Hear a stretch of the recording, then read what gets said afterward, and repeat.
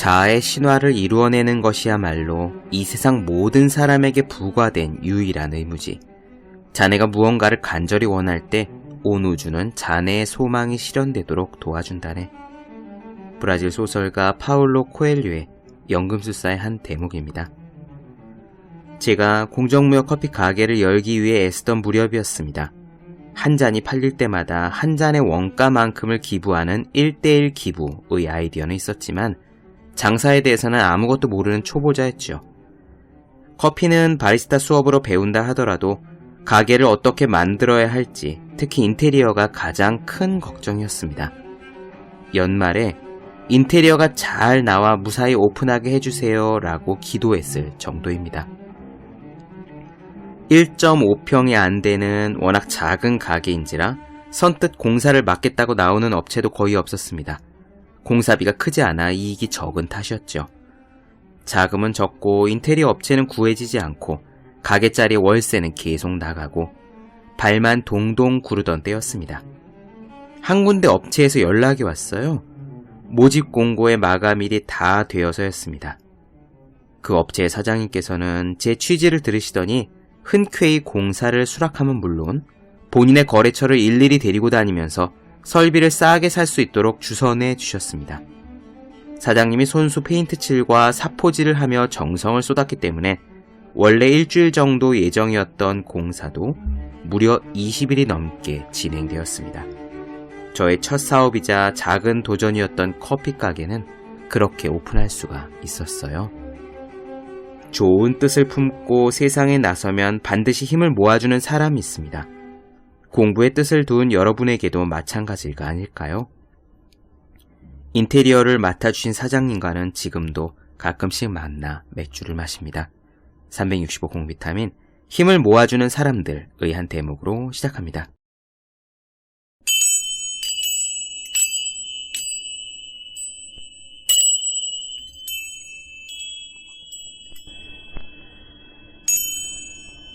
네, 안녕하세요. 본격 공부자극 팟캐스트 서울대는 어떻게 공부하는가 한지우입니다. 우리는 지금 박경철 선생님의 자기혁명을 살펴보고 있습니다. 오늘은요, 응축과 발산에 대해서 이야기를 나눠드릴 거예요. 이 책에서 제가 무척 좋아하는 부분이고 공감하는 부분입니다. 사실 이 내용은요, 책에서 먼저 읽은 것이 아니라 박경철 선생님의 어떤 강의 동영상에서 본 적이 있어요. 헬스장에서 바벨을 들고 있을 때인데 듣다가 바벨을 내려놓았던 기억이 납니다. 아, 정말 그런 거구나 하고 말이죠. 이 부분의 요지는 이렇습니다. 젊을 때는 우리가 에너지가 넘친다. 그 에너지를 마구 발산하는 것이 젊음이라고 생각한다. 하지만 그렇지 않다. 이 젊음을 밖으로 발산하는 것은 어리석은 짓이다. 에너지가 넘치는 것은 그 시기뿐이다. 20대가 지나면 금방 체력이 떨어지는데 다들 알다시피 그 시기는 오래가지 않는다. 그렇습니다. 저도 그랬어요. 제가 20대 초반에 검도를 할 때 30 중반의 선배들은요, 네 나이에는 돌도 씹어먹을 나이다 라고 얘기했었죠. 저는 그게 무슨 소린지 몰랐습니다. 20대 초반에는요, 밤을 새워 놀았던 기억도 나요. 신림동의 고시촌에서 밤새 술을 마시고 PC방을 가고 당구장에서 당구를 치고 그러다가 새벽 첫 버스가 뚫리면 기숙사에 올라가 잤던 기억도 납니다. 그때는 그게 영원할 줄 알았는데 아니더라고요. 지금은 10시만 되어도 사실 피곤하고 11시가 넘으면 집에 들어가서 눕고 싶은 마음뿐입니다. 맛있는 안주건 재밌는 노래방이건 다 필요 없죠. 그러니까 에너지가 정말 그렇게 넘치는 것은 그 시기뿐이에요.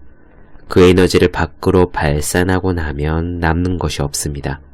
그러면 그 뒤에 이어질 30대가 공허하죠. 아직 제가 삶을 많이 산 건 아니지만 그런 생각이 들더군요. 저 자신과 주위 사람들을 돌아보았을 때 이야기입니다. 우리의 실력이라든가 우리의 내공, 삶의 속도, 인생에서 탄력이 붙는다 이런 거는요, 노력한 만큼 오는 거예요. 저 같은 경우는 그랬습니다. 물론 사람마다 조금씩 차이는 있겠지만요. 여러분들께서는 각자 여러분들 자신을 돌아보시면 될 거예요. 저는 그랬습니다. 10대 때 그래도 열심히 살았던 것 같아요. 학생이 해야 할 많은 일들 중에서 가장 중요한 것이 공부인데 그래도 공부를 꽤 열심히 했죠. 지금도 기억나는데 수능 시험 며칠 전에 다이어리에 일기를 썼었더랬어요. 다시 고등학교 첫 시절로 돌아가더라도 내게 주어진 환경에서 이거보다 잘 살 수는 없을 것 같다. 제가 하루 종일 공부만 했기 때문이 아닙니다. 친구도 있었고요. 아이들과 운동도 했고 첫사랑도 있었고 그러면서 공부도 열심히 했습니다. 집에서 학교까지 버스를 한 번 갈아타고 다녔는데 그러니까 왕복 2시간을 하루에 길에서 보냈던 환경 속에서 나름 잘 살았다고 수능시험 며칠 전에 저를 돌아보며 자부를 했었네요. 그렇게 10대를 보내고 나니 원하는 대학에 들어갔고 20대 초반을 즐겁게 살았습니다. 장학금도 받았고요. 미래는 장밋빛으로 가득했죠.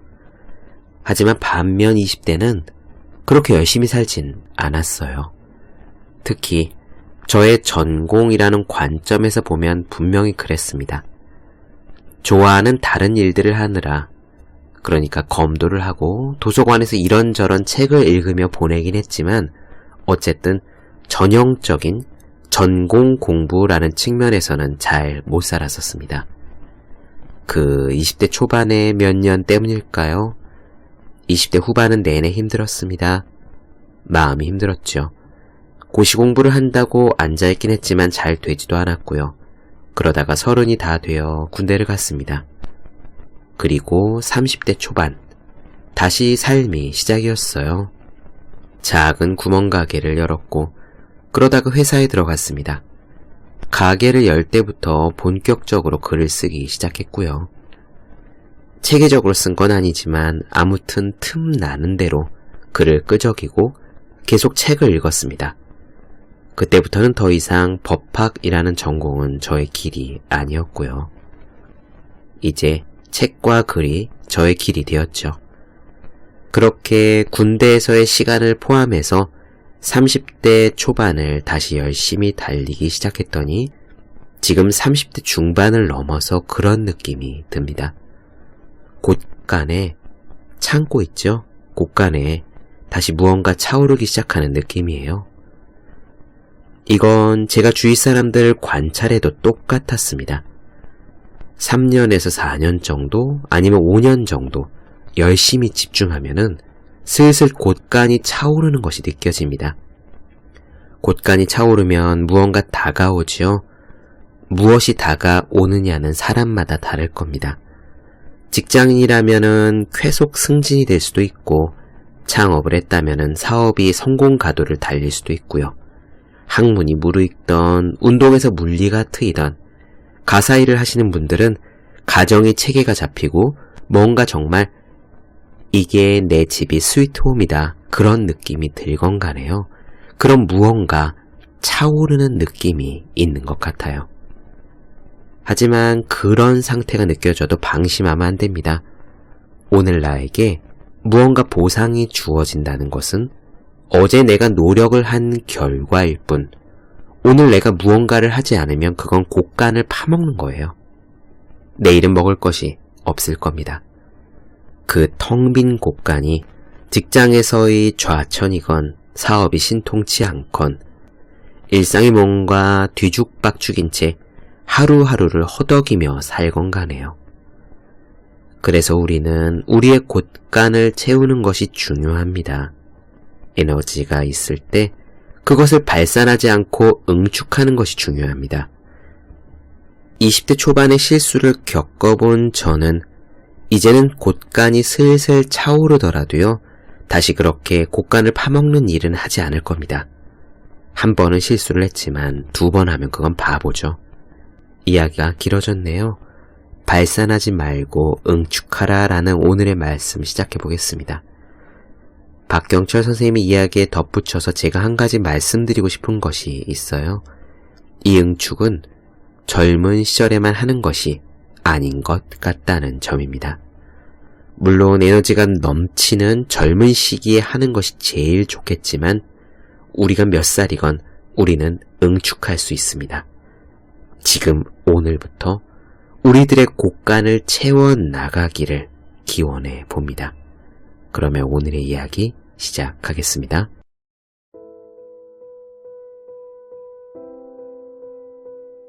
늦은 시간 홍대 앞에 주차장 골목이나 클럽 앞을 지나가면 거리는 흥청거리고 골목골목 식당과 술집은 자리를 찾기가 어렵다. 그곳에서는 반값 등록금에 대한 걱정이나 같은 장소에서 서빙을 하고 편의점에서 밤샘 아르바이트를 하며 학비를 벌어야 하는 또 다른 청년들의 고민은 모두 녹아 없어져 흔적도 보이지 않는다. 아마 청춘의 특권이겠지만 이렇게 발산되는 특권 속에서 삶에 대한 생각의 흔적은 찾아보기 어렵다. 청춘의 시기에는 열정이 앞서고 열정은 신중함과 병립할 수 없다. 열정이란 좌고우면하지 않고 뚜벅뚜벅 걸어가서 꽝 하고 부딪히는 충동과 자신감이다. 청년의 시기에는 실패에 대한 두려움이 적고 넘어지더라도 다시 일어설 수 있는 기회가 상대적으로 많기 때문에 일단 행동이 생각보다 많고 깊은 생각보다는 즉흥적인 충동이 앞선다. 이 점은 청년 시기의 장점이기도 하지만 약점이기도 하다. 사람은 모두 태어나서 죽는다. 삶의 시작과 끝은 모두 같다. 하지만 삶의 특별한 흔적을 남긴 사람들은 다르다. 그가 걸어온 길은 다른 사람들에게 떠밀려온 길이 아니고 그가 생각한 것은 다른 사람들이 주입한 생각이 아니다. 청년기는 뜨거운 시기이며 청춘은 발산하는 것이라고 흔히들 말한다. 인생에서 원 없이 발산을 즐길 수 있는 유일한 시기라고도 한다.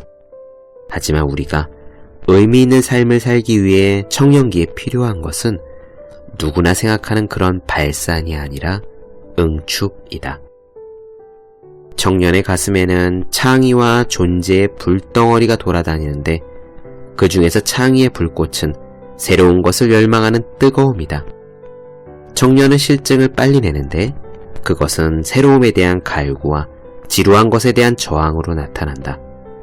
이는 변화를 거부하지 않는 혁신의 모습이고 세상의 모든 새로운 것을 창조하는 힘이 된다. 또 다른 불덩어리인 존재의 불꽃은 내가 주인임을 깨닫는 힘이다. 청년기는 굴종하지 않고 노예가 아닌 주인이 되려는 의지가 가장 강한 시기다. 이런 의지와 자존심은 청년으로 하여금 도전하게 하는 힘의 근원이다. 청년의 가슴 속에서 짚혀진 불덩어리는 반드시 창의와 자존으로 피어올라야 한다.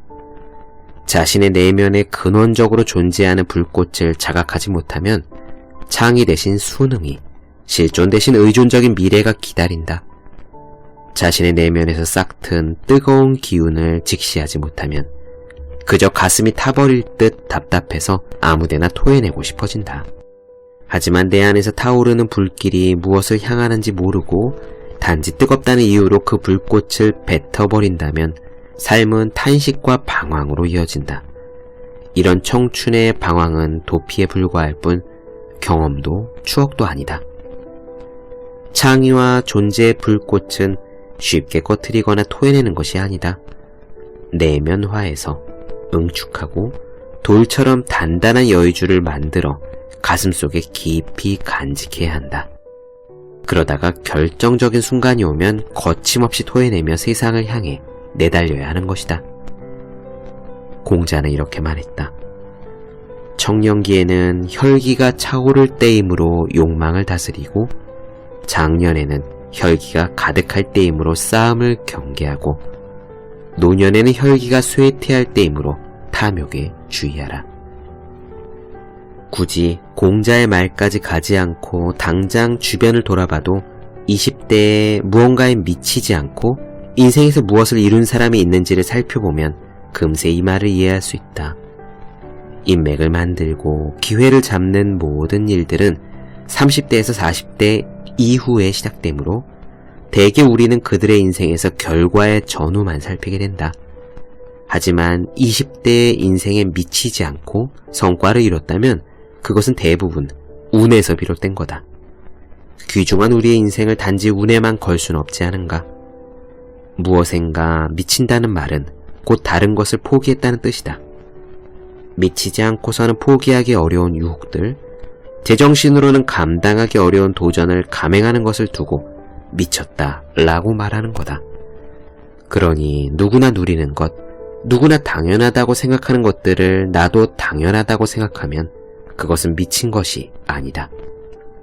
같은 의미에서 청춘 역시 과연 청춘은 발산하는 게 맞는가? 라는 질문을 스스로에게 던지고 답을 찾는 과정이 꼭 필요하다.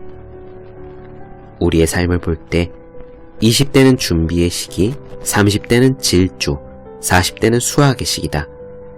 20대에 준비하지 않으면 30대에 질주할 힘이 없다. 사회에 나가 자신이 준비한 모든 것을 쏟아내기 위해서는 20대에 지구력과 근력을 키워야 한다. 많은 지식을 쌓고 다양한 사람을 만나고 깊이 있는 경험을 축적함으로써 질주할 수 있는 몸을 만들어 나가는 시기가 바로 20대인 것이다. 20대의 힘을 비축해두지 않으면 30대의 질주는커녕 출발선에 주저앉기 십상이다. 우리가 인생에서 의미 있는 발자국을 남기고자 한다면 반드시 20대를 치열하게 살아야 한다.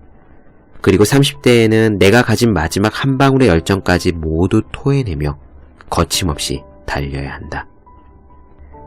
20대의 방황은 30대의 회한을 불러올 뿐 에너지가 될 수 없다. 그래서 청년의 시기에는 무조건 발산하지 말고 스스로를 다스리며 인내심을 길러야 한다. 다른 사람이 가는 길을 무조건 따르지 말고 남들이 축제를 벌일 때 오히려 내 밭을 갈아야 한다. 가슴속에 있는 불덩어리를 가볍게 토해내지 말고 차곡차곡 다스리고 응축해서 여의주를 만들어 입에 물어야 한다. 그리하여 인생의 본격적인 출발선에 섰을 때 그 불꽃을 힘껏 내뿜으며 거침없이 달려나가야 하는 것이다.